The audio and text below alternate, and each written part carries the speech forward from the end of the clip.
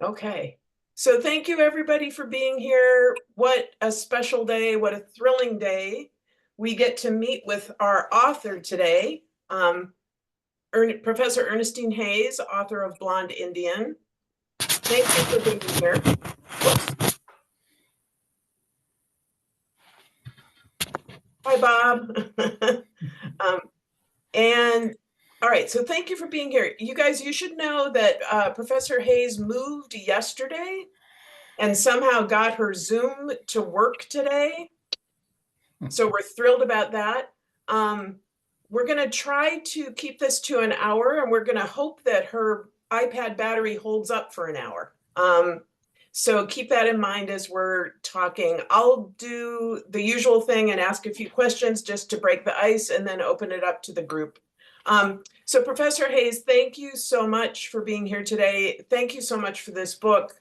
What a life you've had, and how lucky we are that you chose to share it in this book. Can you tell us how this book started? Why and how did you write this book? Well, as you've mentioned, I just moved, and all my papers and books and notes and so on, including the drafts of my books and the galley copy of Blonde Indian, because when that was published, they were still doing hard copies and weren't relying on emailing so much. And so I have a galley proof that I like to show all the notes I have of things that I would change if they let me, and the issues and mistakes in there that I tell my students not to do. And so far, no one's corrected me on it, but I the Blonde Indian is. I also have a couple of very old visual examples. One is from when I turned 40. I decided to come home, as it says in my book, and my place to stay in San Francisco was St. Anthony's Shelter for Women. That was a food line during the day, and in the evening, they closed down for an hour and fixed things and then let women back in. You had to sign up early and take a shower and then wait. And a lot of times we'd get snacks from local bakeries and so on, but really all I could do was wait. And during that time at St. Anthony's Shelter for Women in the evening and during the day, I became familiar with the other women who were there regularly. And I saw them on the street, I saw them in line, and I saw them at the shelter. And one evening, I took an old paper towel that, luckily, because it was a shelter, was very coarse, the cheapest kind of paper towel you could buy, and I wrote about women that I saw around me and the ones that I saw during the day. And I can point to a paragraph in Blonde Indian that contains that description. Also, even before that, that would be in 1985, when I was coming up from California. I stayed the summer in San Francisco. I wintered in Eureka, and I spent the spring in Seattle. So it was 1985, and that paragraph appears in Blonde Indian, which was published in 2006. Now, that wasn't the time I was homeless in San Francisco. And so 2 or 3 years before that, I had been homeless, but I got a job and I found an apartment, and I wrote on a typewriter about waking up and seeing the light and having the thought, do it again, do it again. And I had written that on a typewriter and saved it. And I still have both those notes from decades before Blonde Indian was published, and I can still find the paragraphs that those came out of. Some of the other writing in Blonde Indian was from my undergraduate years when I had written about memoir and so on. I would say a little bit less than half of Blonde Indian was made up of writing I had already done. And then a little over half, including the Old Tom and Young Tom stories, were all new that I produced when I was earning my MFA in Anchorage, and my nonfiction advisor was Sherry Simpson. I'm so glad you mentioned Sherry Simpson, and I'm also so glad you mentioned Young Tom and Old Tom. I'm going to ask you about both of those things. Can you talk first about Sherry Simpson? The second book that this group ever read was Sherry Simpson's Dominion of Bears. So can you talk, which we loved. And can you talk a little bit about Sherry Simpson and your relationship with her, and how you all work together? It was a real surprise to me when she moved from Alaska. I never thought that she would ever leave Alaska, and I knew she had a little home over in Gustavus, very close to Juneau, but she had taught in Fairbanks and then in Anchorage. And she when I first went up to I hadn't planned to move to Anchorage to get a graduate degree, but things happened and I ended up applying to the MFA program late, and I was late, so I didn't have any scholarships or anything, and I was accepted. And the writing sample I sent was one. You are breaking. Whoops, you're breaking up a little bit. So they accepted me. Sherry had a lot to do with, and they placed me as a server. Oh, can you hear me now? Is it all right now? All right. So they placed me as a fiction writer in the fiction program because of my writing a sample of The Woman Who Married a Bear, which they considered fiction. And so my first advisor was Joanne Mapson. But as I wrote, I was writing as Blonde Indian came out, which was some fiction, some nonfiction, but mostly nonfiction. And so they talked with me and said they would like to place me in the nonfiction program, and my advisor would be Sherry Simpson. Well, at the time, I'm not married to genres, which is a Western concept, and so I really didn't care which program they put me in, because I was going to write what I was going to write, and whatever they wanted to label it, I still had to write what I had to write. And so Sherry became my advisor. Every semester, she would take everyone on a big camping hike, and I never went. For various reasons. I don't hike and go camping and do strenuous things, and for reasons, not only my age, but my responsibilities back in Juneau with my grandkids and everything. And so I was included when she would have maybe things for the students at her home. And other than that, I mainly only saw her during school and in programs and everything. And she is all over my book.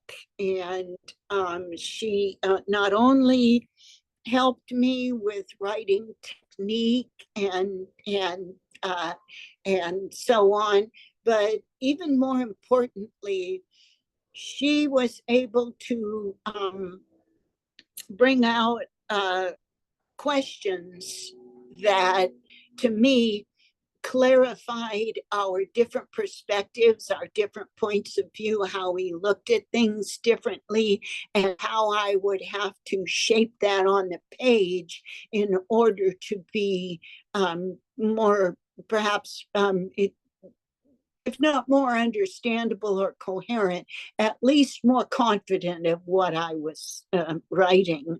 An example would be Sherry and I went back and forth with glaciers contemplating. And she couldn't see that glaciers could contemplate something. And so she would make a mark and I would insist, yes, glaciers can contemplate something. And then I would, the next draft would have the same thing. She was just wonderful. She had we admired her beautiful blonde hair style, that she had the latest cut, and she would bring funny little things to class to inspire and to share. And she'd talk to us about bears. And one favorite story is when she was sitting there and a bear came next to her and she wasn't aware of it, and she didn't know how long it had been sitting there next to her. She wrote about that, and she talked to us about it. And she had such an affinity and a relationship and an understanding of bear nature. And I think had she stayed in Alaska, had things come out differently, I know we would have worked together on what I'm writing now, which is a memoir of in first person of the woman who married a bear after her bear husband is killed, and after she's gone back to her village, but she's reminiscing about the days when she was with her husband. And I know Sherry would have been in that book just like she's in Blonde Indian. Mm. Thank you for that.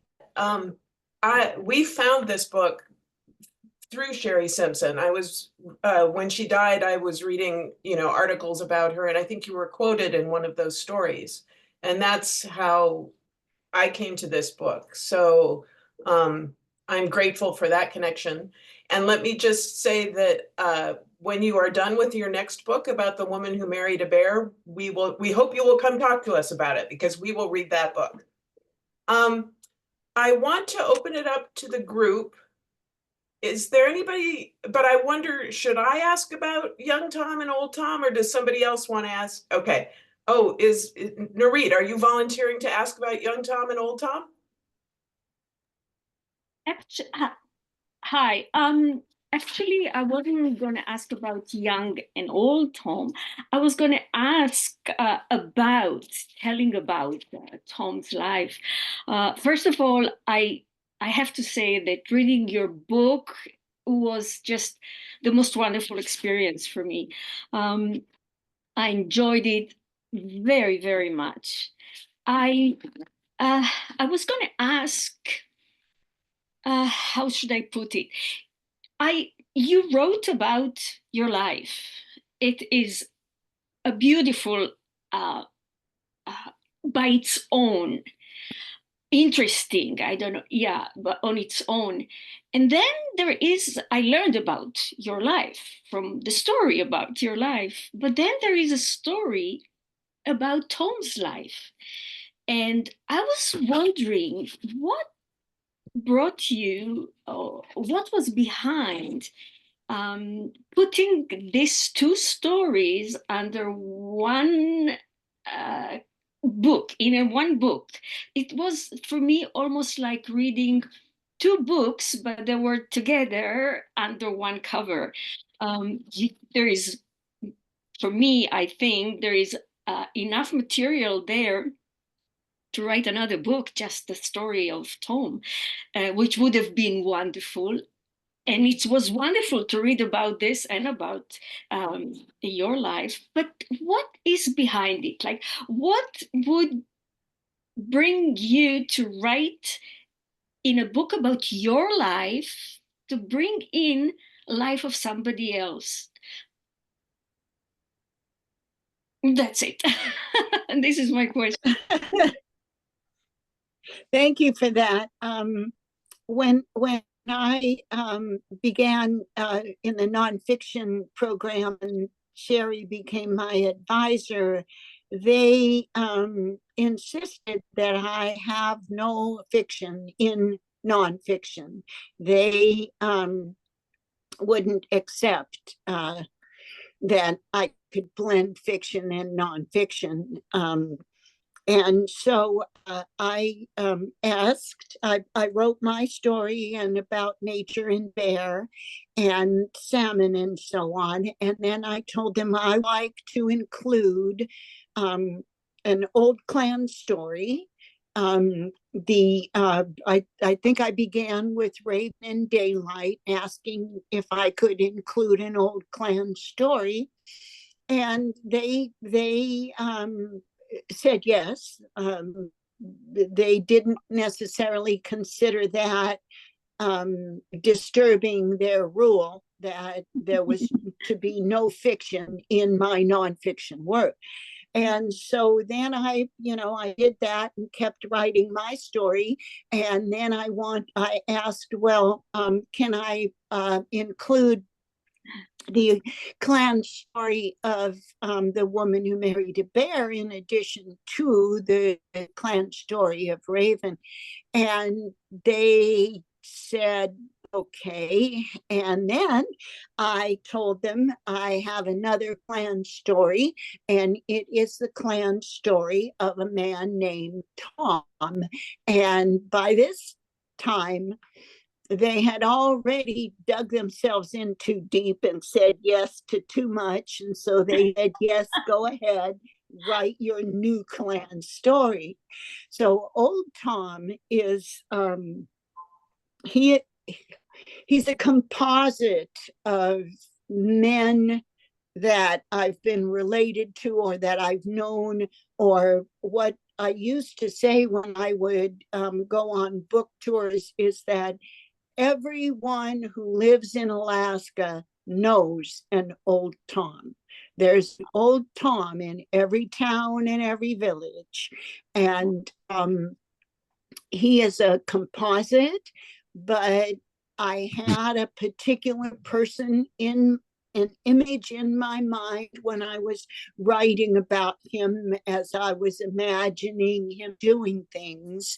And his story and his young Tom's story not only reflect elements of my story.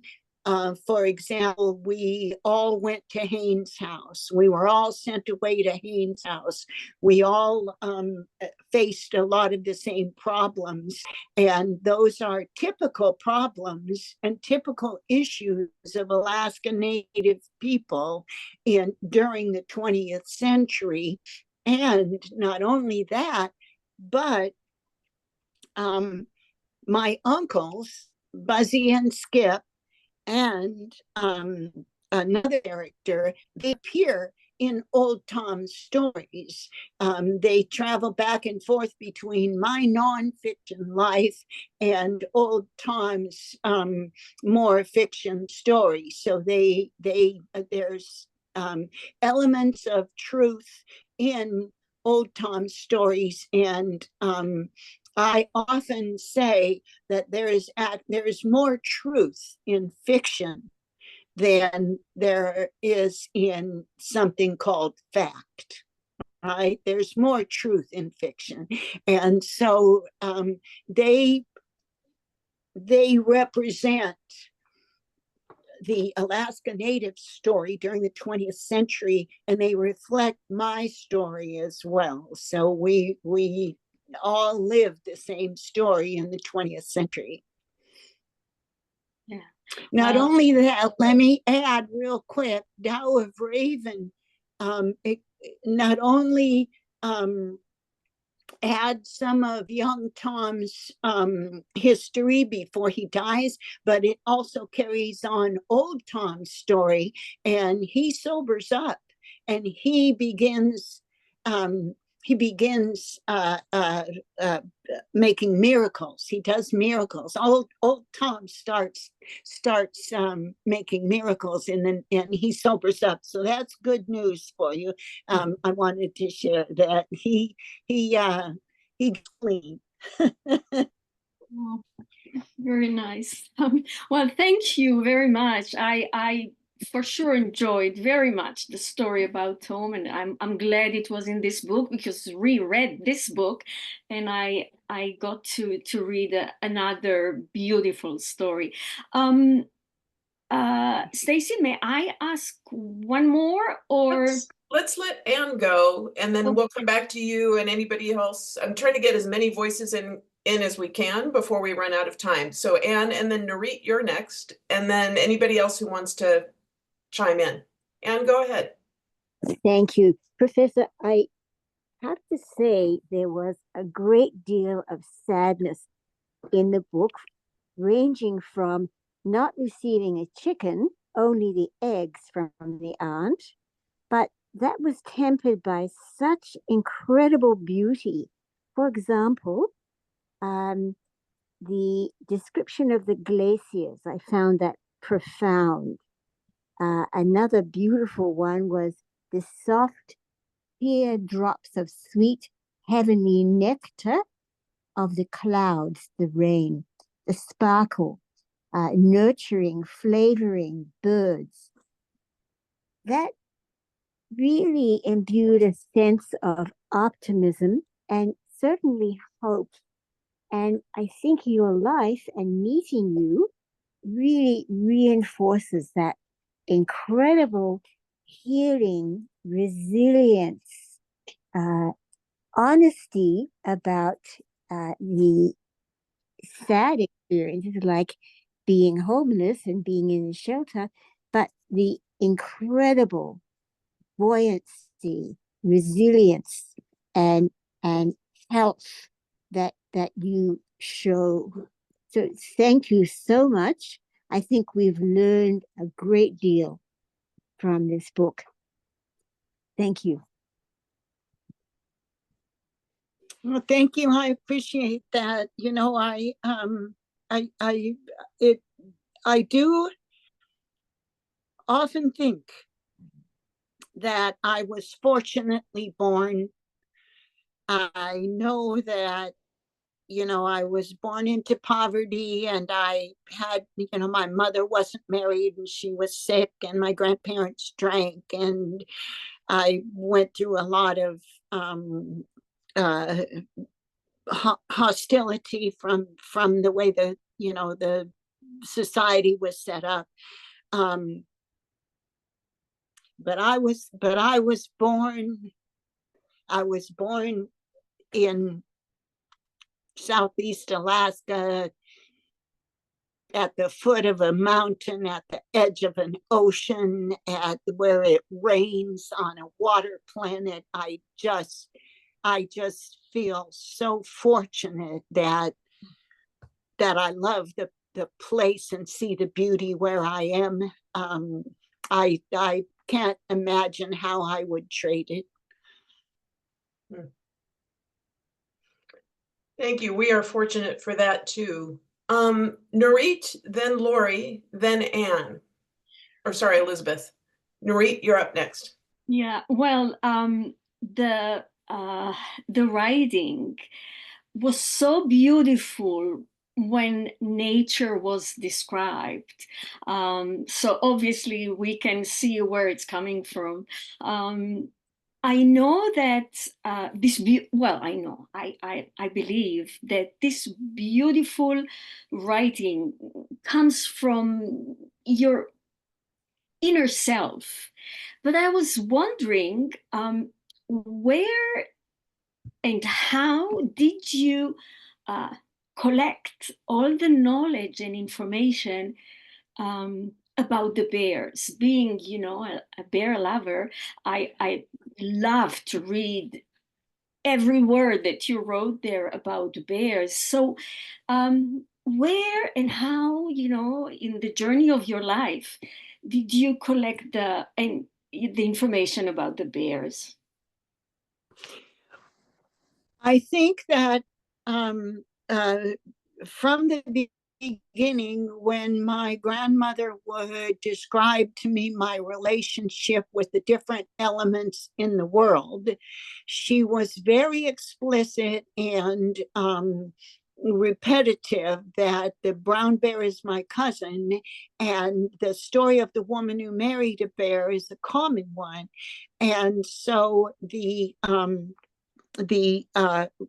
I describe it in Blonde Indian. The kinship system of the Tlingit people is complex, both laterally and lineal. So and it is based on the concept of balance.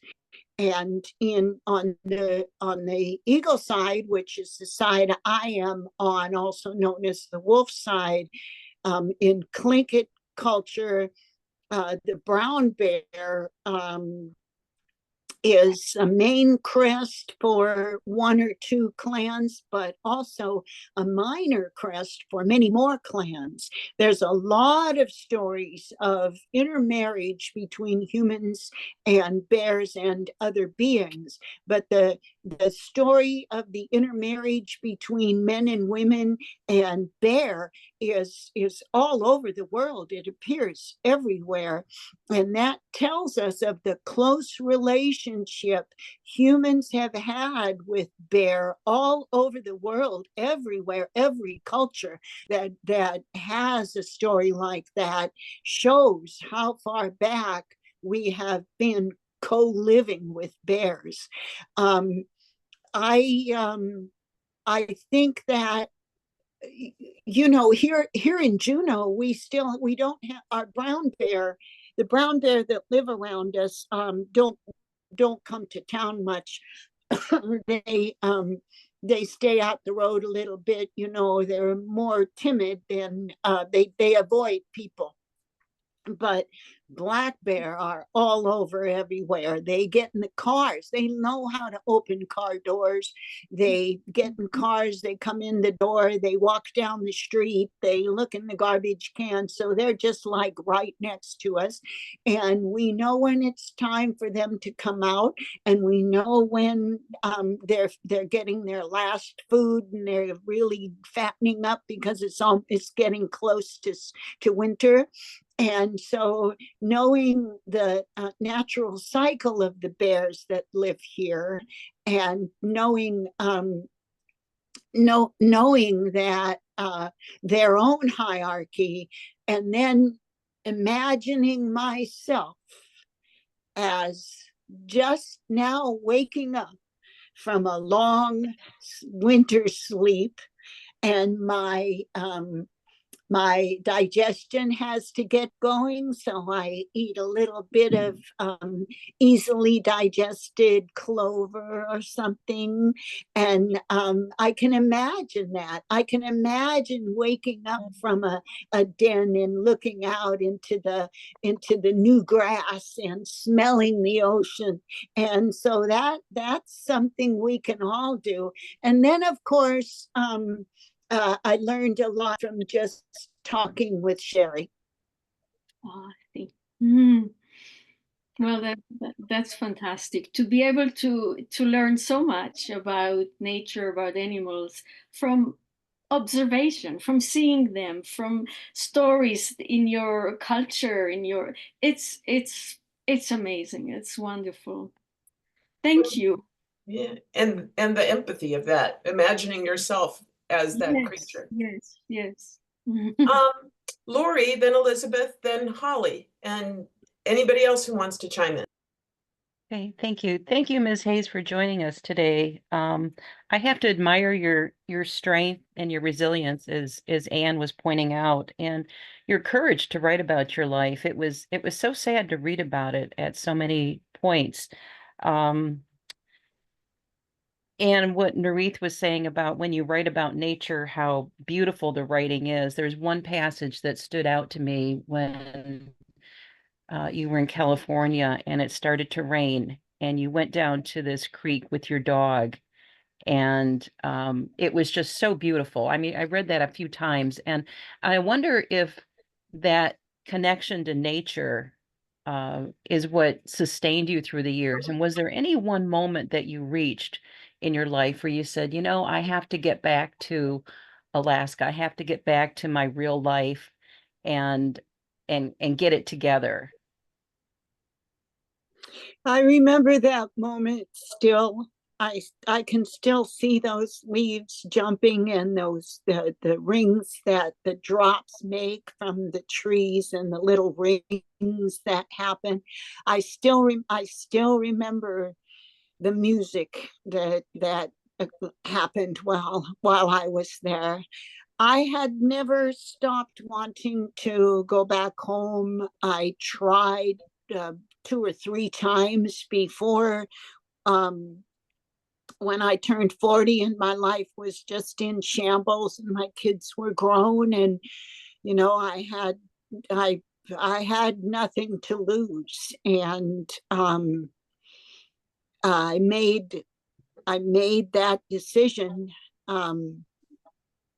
knowing that my mother had sworn she'd never go back, and my kids were California boys, and I knew what I was leaving, and I didn't know how I would even accomplish it, but I had tried before, and this time I was determined to go home or die with my thoughts facing north. But the call to go home again had never left me. It was just I had hit that moment of desperation and nothing left to lose, that I tried again, and this time I made it. I think it's so wonderful that you hung on to the stories that your grandmother told you growing up.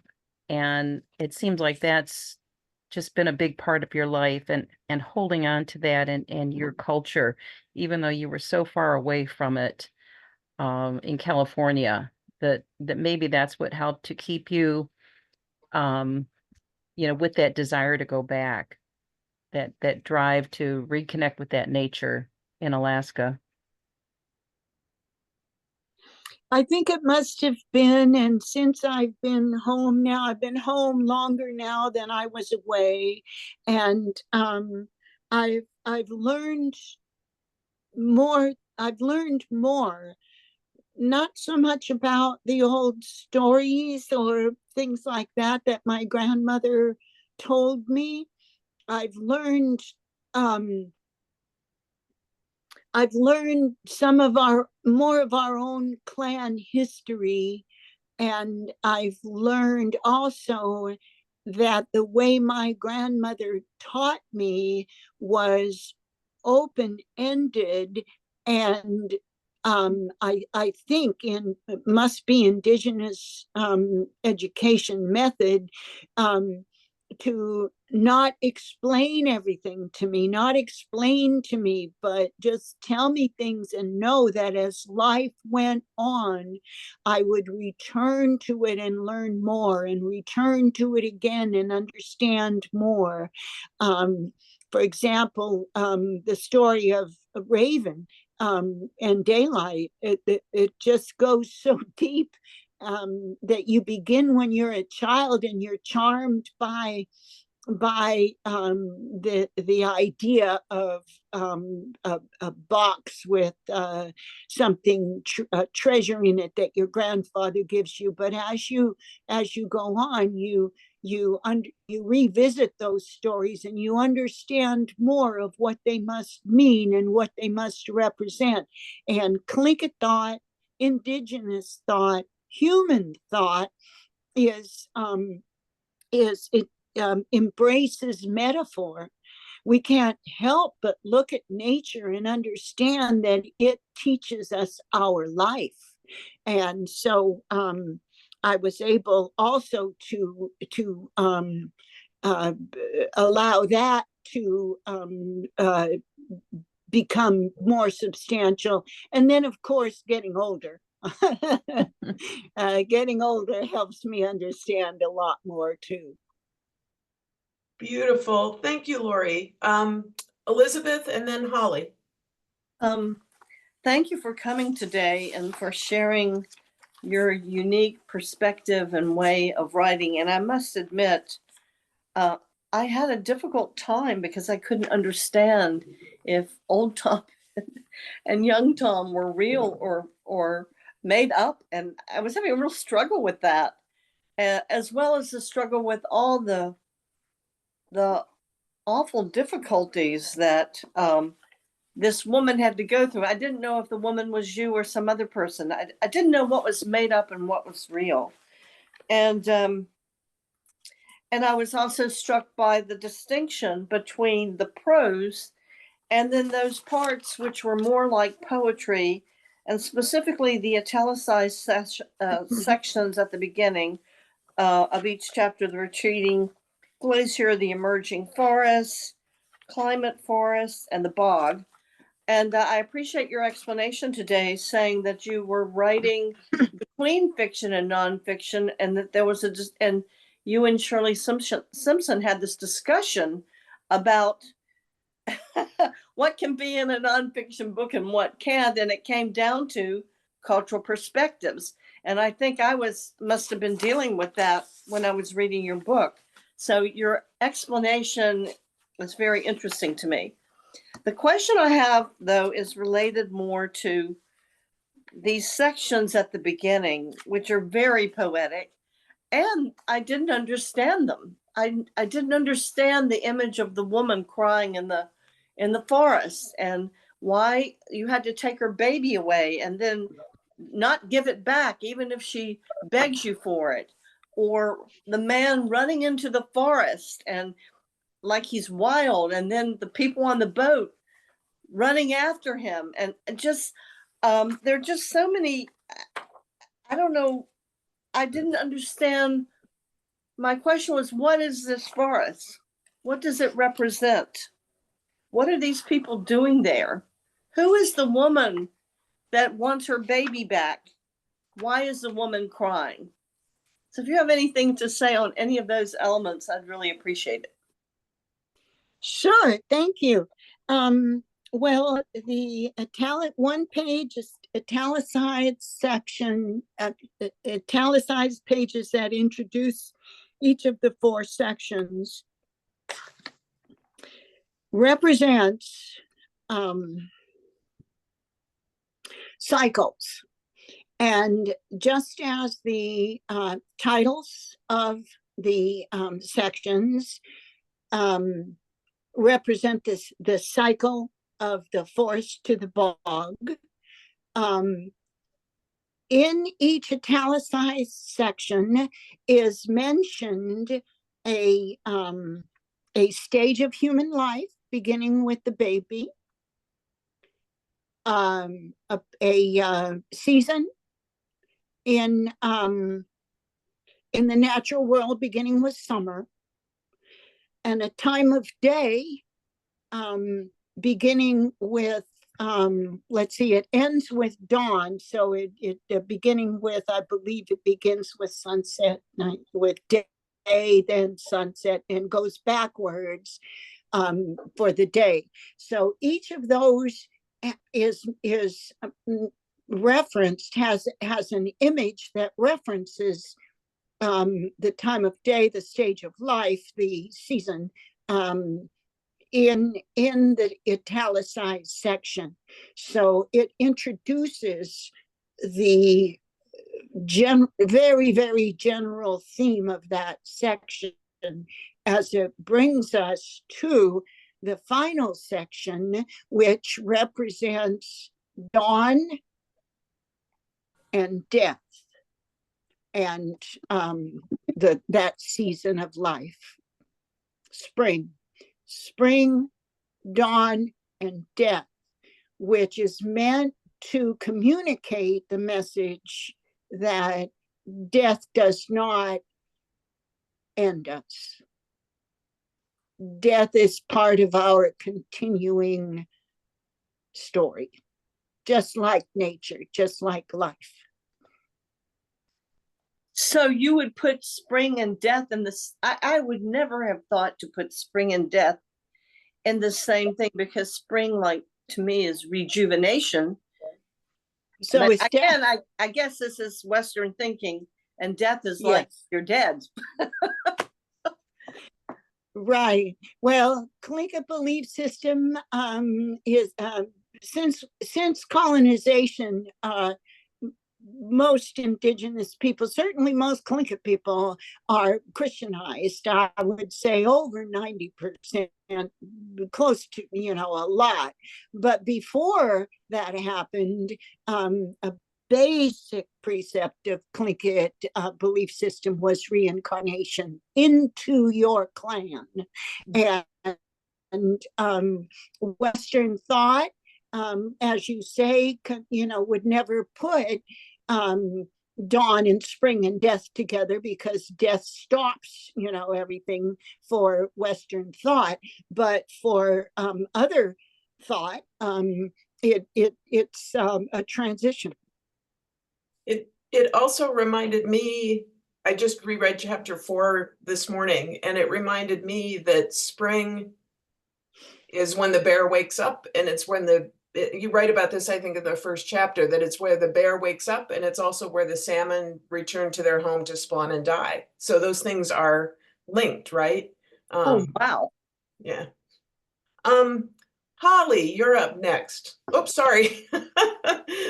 Sorry, I was trying to get my dogs out. They were fighting and making a lot of noise. So, Professor Hayes, so much gratitude for you joining us today. I definitely want to say that I've never read anything like your book, with the narratives, the three kind of major narratives winding through, and to read kind of the sorrow, but also the grit of yourself as a young child and all the way through your life was amazing. My question for you today is, can you help me fill in a little bit of the gap? Because you'd kind of left us a little bit in a cliffhanger when you were in the cult in California with your children and very religious actions. And then I think the next thing we knew, you were in the women's shelter. So would you mind filling in a little bit? And I'm also curious why you didn't read about that part of, or write about that part of you escaping and moving forward in that part of your life. Yeah, thank you. Some people didn't even pick up on the fact that, I was in a Pentecostal church for 5 years, and I was in an emotionally and in other ways, abusive relationship for 13 years with the father of my two children. I wanted to write about my journey, my return home. I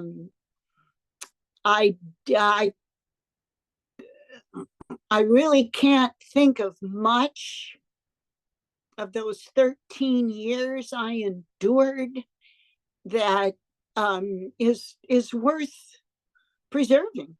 I guess I could include a litany of how he, isolated us and managed the money that I made, and was, his personality and everything. I could write about it, but I didn't want to.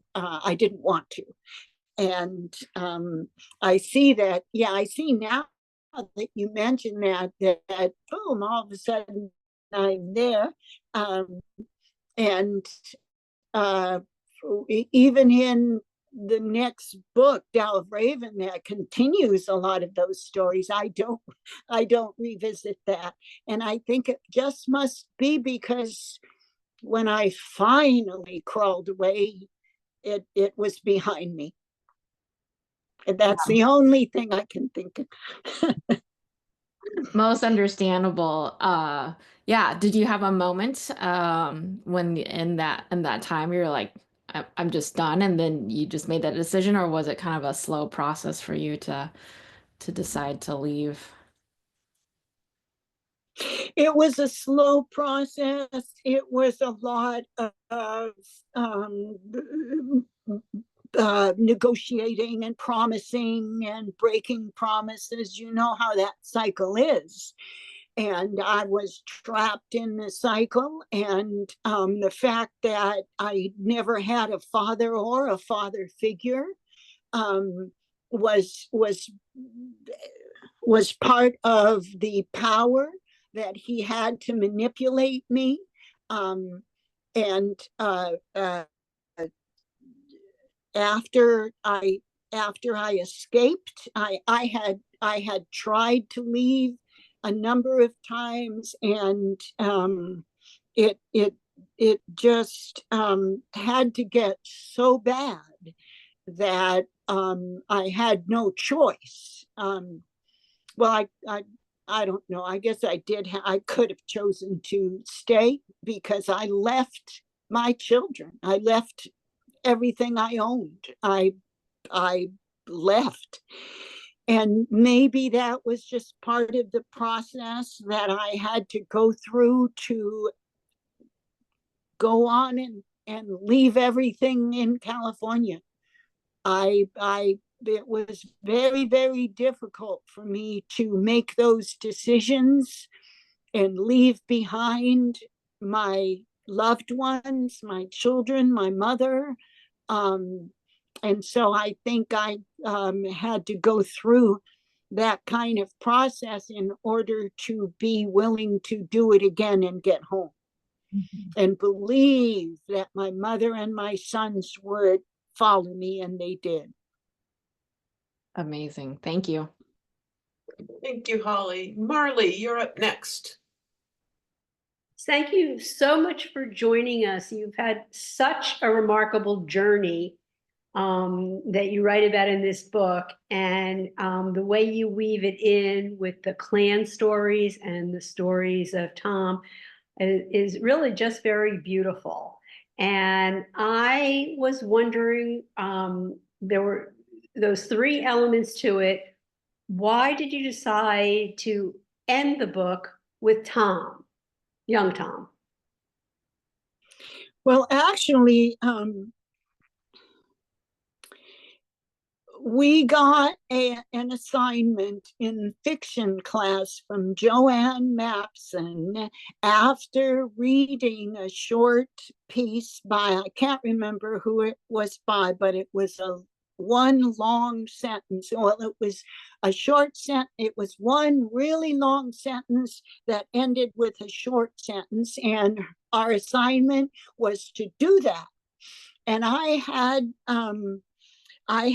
written enough so that I knew that young Tom was going to die, but I didn't know how. I didn't know how that was going to happen. And when she gave us that assignment, I turned it around and started with the short sentence and then thought, this headlong, unstoppable, just barreling to the end is how Tom dies. And it was supposed to be one long sentence, but the editor at the press made one little mistake, and so it's two long sentences, but it's really supposed to be one. And I thought that headlong style of writing that just doesn't stop is like drowning. And I don't necessarily consider it the end of the book. I think Tom dies, and we see the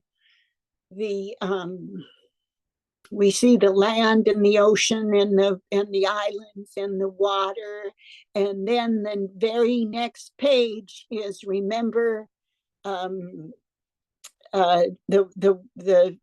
small words that come after it, that when you see an eagle or a bear, remember that it sees you. And that I think is what completes Tom's death, by reminding us that everything goes on. Thank you. I am so glad you mentioned that last page. That last page is one of the many places in the book that made me cry. And that is so beautiful. And to me, that last page is a lot of what this book club is about. So thank you for bringing that up. Marley, did I cut you off just now? No, not at all. Okay. I want to share a couple of things that people have written in chat. We have a few more minutes, so if other people have questions or comments, now is the time to raise your hand. And for anybody who's not reading chat, Cynthia says, I love that no matter how hard life was or how far away she was, Professor Hayes found her way back to her true nature, to Alaska and her true heritage. And then going back to the chapter preambles, the bog, the emerging glacier, Marcia writes, I am blown away with the information now on the meaning of these italicized sections of the book. I love them and am in awe of what she thought to write. So thank you for that. Who else has questions? We've got about 5 more minutes. Does anybody else have questions? Should I? I have one. Go ahead, Elizabeth. So are we going to have new stories about Raven and about bear people? The woman with Mary the bear, I mean, sorry. I'm forwarding, I just gave a talk last night, and it was mainly about an essay I wrote called Pleistocene Raven, that correlates oral history with Western type science. And I make the claim, and I think I prove it, that, or not prove it, but I offer proof that our oral history Raven stories are history. They're not, they're not myth and fable. They are history of the things we saw. And I gave a talk about that last night, but in the preamble, when I was introducing my talk, warming up, I talked about some other work in progress I have, including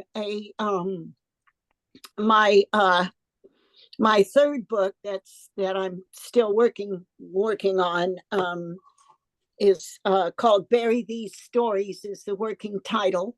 And it includes a good part. One of the main threads is the memoir of the woman who married a bear from her point of view long after the betrayal that led to her husband's death. And I read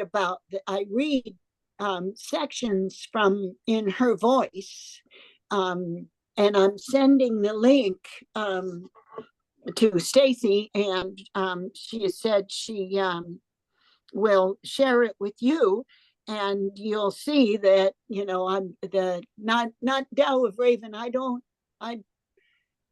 I think I only write about Raven in Tao of Raven, but in Bury These Stories, when and if it's published, it is concentrates on the bear, on the woman who married a bear.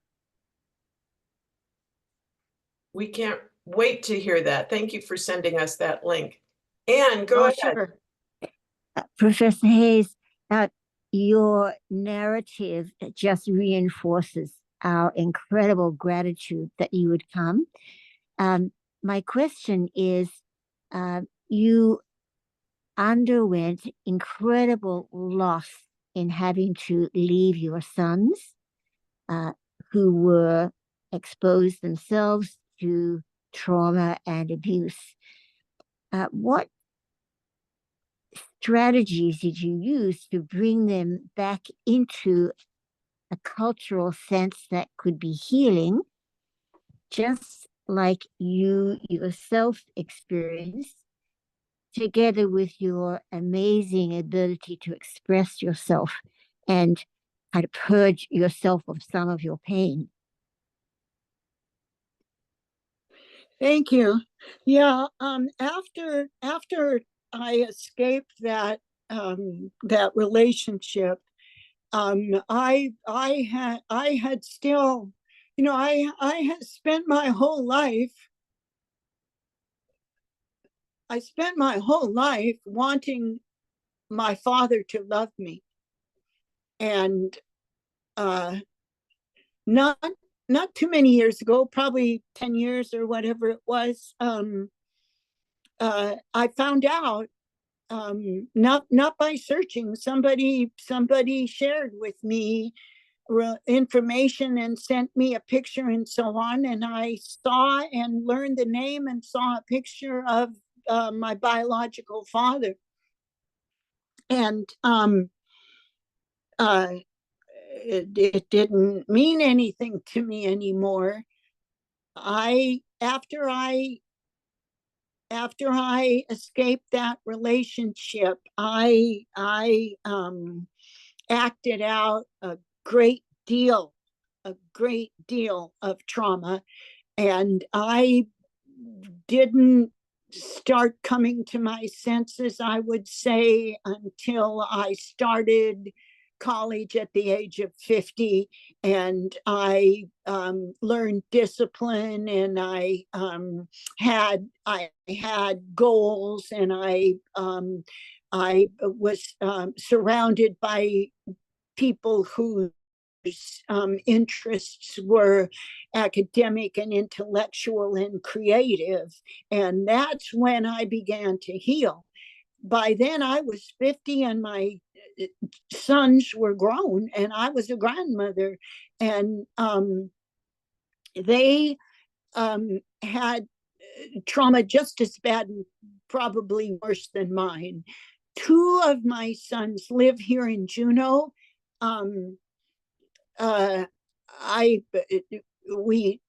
We see each other, but not as much as, you know, I don't know what's normal, but I know that they are still dealing with their own lives just as we all do.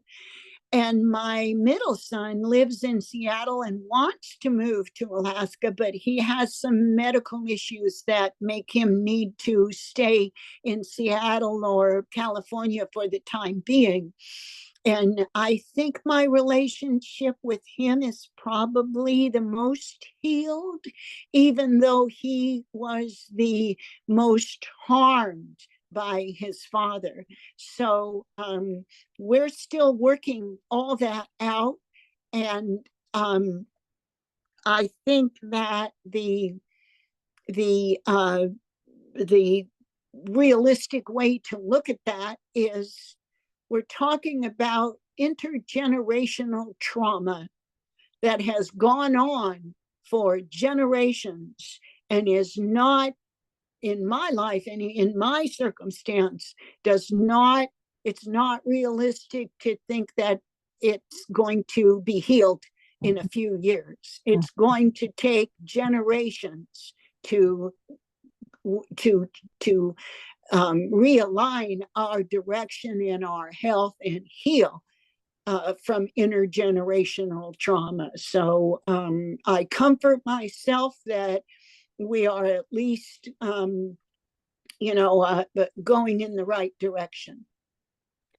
Well, congratulations. That's awesome in the deepest sense of the word. And I have to say, I think the recognition of trauma is step one in the long journey. So, brava. Thank you. Thank you. Thank you, Anne. Elizabeth, it is after 5, so I see your hand. I will ask you to be brief. And then I have one final question for the group before we end. So Elizabeth. Yeah, so on the last page, it talks about you as the author. And the final line is, she is the grandmother of 4 children. And I underlined it and I thought, okay, but what about the children? And is this because of the same intergenerational trauma that you would say you're the grandmother of 4 children? Or in other words, there's no, I'm the mother of, anyway, I got confused. I'm the mother of 4 children. I'm the mother of X children. I'm the grandmother of 4 children.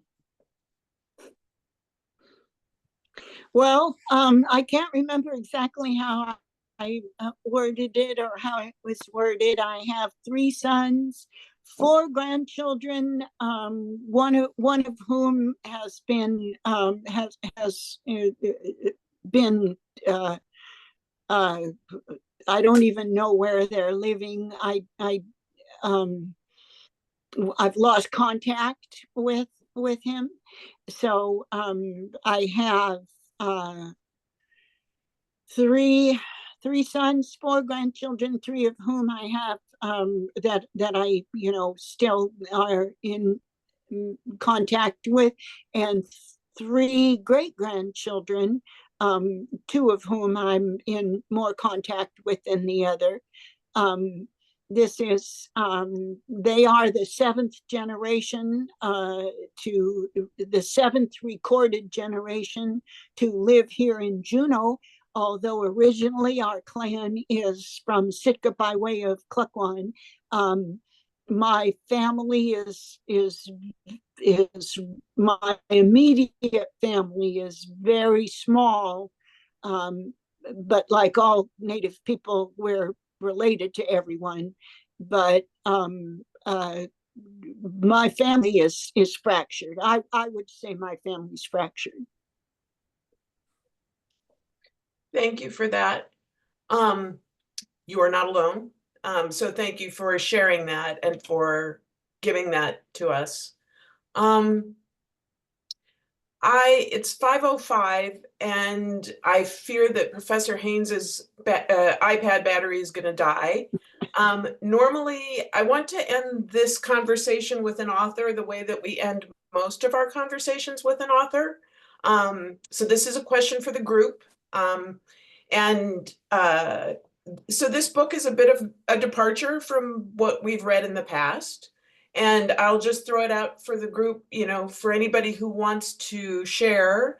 How does this fit in with the books that we've read in the past? Why is this, maybe this is the way to ask the question, why is this book an important thing to read for the Fat Bear Book Club? I haven't. Elizabeth, you can go first. Well, I just think I've been wanting to read something that would show the indigenous perspective on bears and salmon and nature, and what is the thinking, what is the culture like, and this has given me a great insight. Unfortunately, it's, you know, it's not the one that was the pristine one that was there before colonists, or whatever you want to call them, came and invaded the territory and, you know, took the glaciers and the land and called the land their own, when the Klinga say we belong to the land. I mean, that perspective was really important to understand, and I got greater understanding today, and I would really be interested in reading those other books about the raven, the woman who married the bear. Thank you. Thanks, Elizabeth. Lori, go ahead. Yeah, I echo what Elizabeth said about it. It was nice to read about the native connection to bears, and the story about the woman who married the bear is common in so many other cultures around the world. And you mentioned in the last chapter about going in the cave where there were bear remains, and that's common in other cultures too, where they revered the bears and built shrines to them. And so I like seeing that connection and how that is around the world, Native people's connection to bears and how it's so important to their culture. Thanks, Lori. Anybody else want to jump in on this?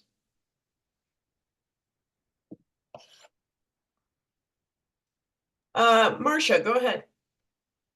Yes, I'm echoing the same kind of thing. We've read quite a few books that talk about relationship to bears of modern society and cities and urban areas, and the 8 species of bears, discovering them in various cultures, but had never really, and we're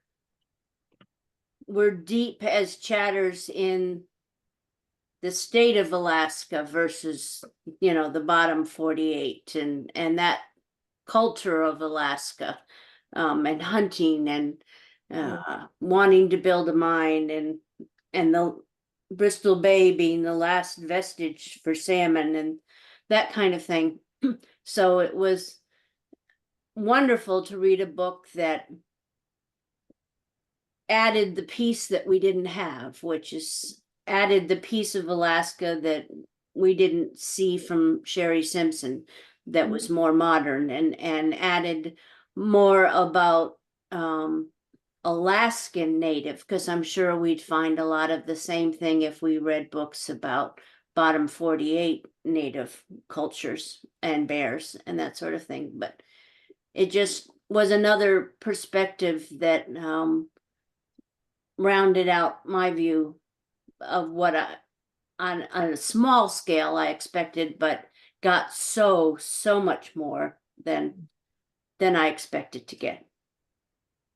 Thank you, Marcia. Anybody else want to jump in? I'll say for me, I keep coming back to that. Right now, well, I'll back up a step. When I first read this book, what I really, really loved was the sections on bears. You know, the bear wakes up, the salmon, she smells the salmon, she stands on the lip of the waterfall. Reading it now, I'm moved as well by the human aspect of the book. And I keep coming back to the last page and the way that it ties together the bear, the people, and the land. And not in this kind of a way, you know, but in a way that maybe subverts our what we think we know about bears and people and the land. And the last line of the book is, "The land loves you. She misses her children."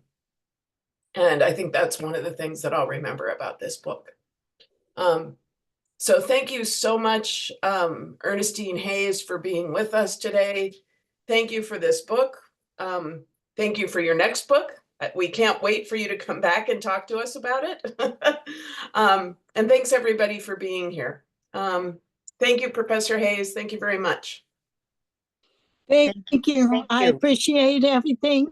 Thank you for your interest. I do want to end by reminding us that bear and humans are equal.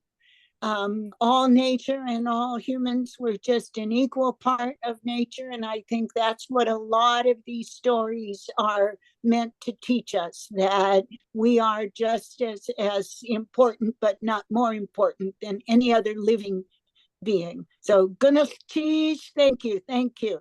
Thank you. Thank you. Thank you. Thank you so much.